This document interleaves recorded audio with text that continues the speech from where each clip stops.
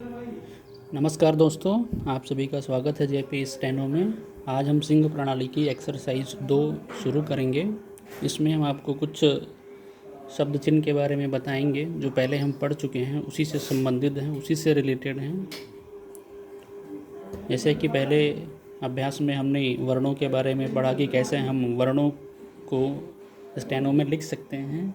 अब अगले जो अक्षर हैं वो हैं हमारे व्यय, इम्प, इम्ब, लल, फा और जा। तो जैसे हम वा को हम इस प्रकार लिखते थे। अगर वा के इस अंकुश को अगर हम बड़ा बना दें, थोड़ा बड़ा अंकुश लगाएंगे तो हमारा ये वे कहलाएगा इस तरह से। तो ये हमारा वा है, ये इसको हमें नहीं लिखना है। अगर इस अंकुश को बड़ा कर दें वा के तो ये हमारा वे कहलाएगा इस तरह से। इम्प, जैसे हमने माँ पढ़ रखा है, माँ को अगर हम मोटा कर दें, मतलब डार्क कर दें इसको, तो ये इम्प या इम्ब कहलाएगा।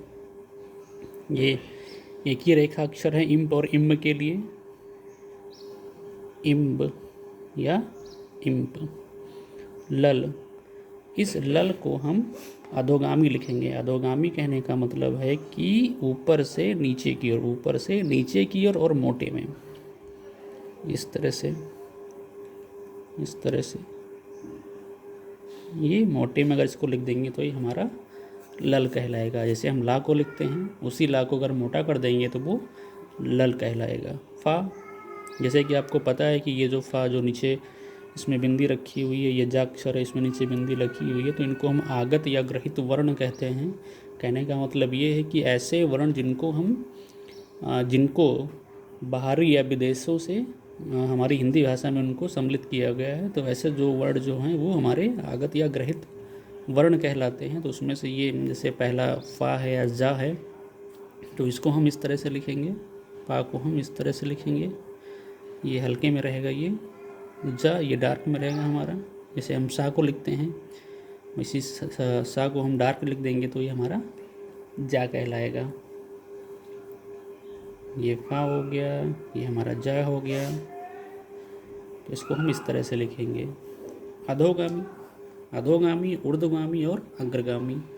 अधोगामी ऐसे वर्ण को कहते हैं जो ऊपर से नीचे की ओर लिखे जाते हैं। जैसे चा हो गया हमारा, छा हो गया, जा हो गया, झा हो गया, क्योंकि इनको हम ऊपर पेंसिल रख के और नीचे की ओर खींच के लिखते हैं।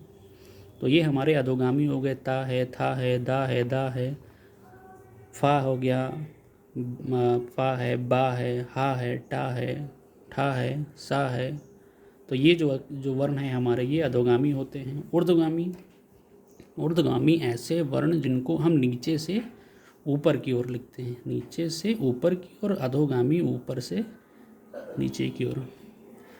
जैसे ये हमारा ला हो गया, तो ला को हम नीचे से ऊपर की ओर ले जाते हैं, तो इसलिए ये ऊर्ध्वगामी कहलाएगा। रा नीचे से ऊपर की ओर, अड़ा, वा, हा, या।